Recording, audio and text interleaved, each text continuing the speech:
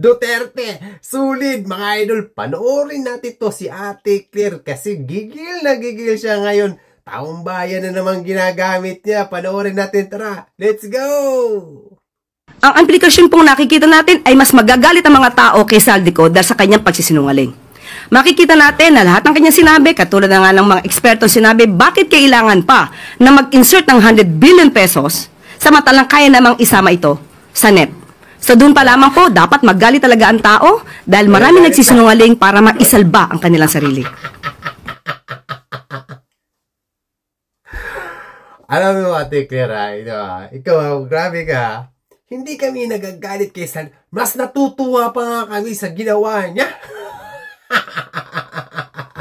Kasi alam na, sus mga idol, na alam na naman natin yan sa umpisa pa lang na napaka talaga itong nasa Malacanang. Imposibleng hindi niya alam lahat ng nangyayari ngayon. Ngayon, nandiyan, nagsalita na, nagbigay na ng statement, nagpahayag na si Saldico. Ngayon, si Ngagba at ito si Tamba nandun. Siyempre, dipinsahan mo talaga yung amo mo dyan sa loob. Natural yan. At huwag mo kaming idamay sa taong bayan mo, hoy! Alam mo, Ate Claire, ikaw yan na naman yung mo magagalit ang tambayan kay Saldico? Hindi ikaw idol. Tanong kita.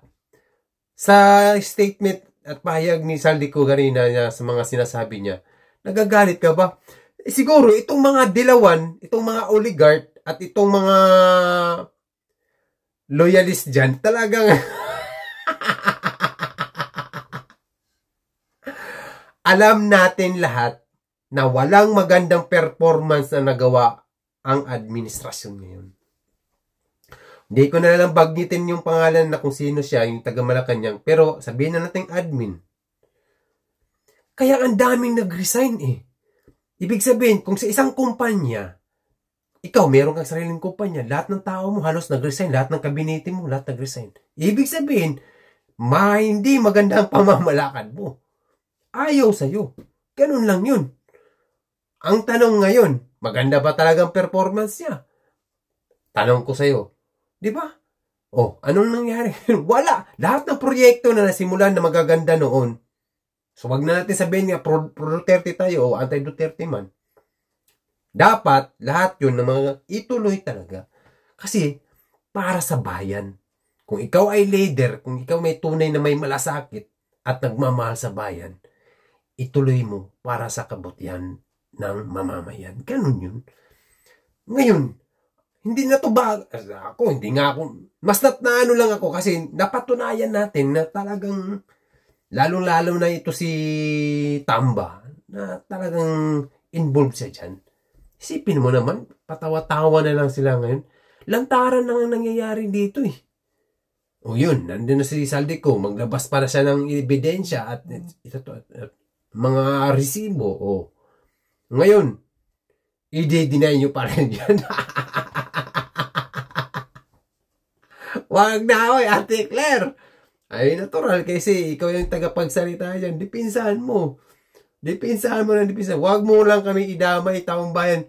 Kami ay nagpapasalamat pa kay Saldico. Kung siya ay ginamit niya nga lang ng gawang parang, siyempre lahat yan, ang may utos yan, yung nandyan talaga, dadaan yan sa palasyo, lahat yan Leader ka ng bayan. Di ba? Nagigil sa atin. Kaya, laban lang mga Duterte. Solid. Kaya, thank you. Maraming salamat. Huwag tayong mawala ng pag-asa. Sa 16, 17, 18, manda ka dyan sa taas. Ikaw naman dyan. Talagang sinayang mo ang lahat ng pagkakataon. Ewan ko kung bakit. Ewan ko lang kung anong masasabi ng kapatid mo na babae. Ano natin to? Kasi naalala nyo si Bato. Gumagawa kasi sila ng issue para matabunan yun. Hindi matabunan kasi nandito yung pinakamalaka. Wala pang ang warrant.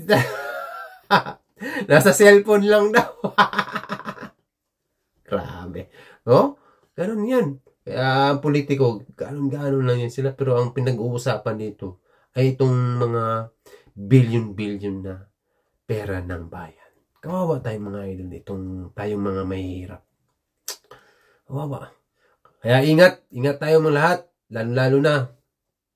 At pagdarasal na lang natin, sana maging ayos ang lahat para sa bayan. Okay? Duterte is solid. Maraming salamat. See you and bye-bye. Ate Claire, good luck.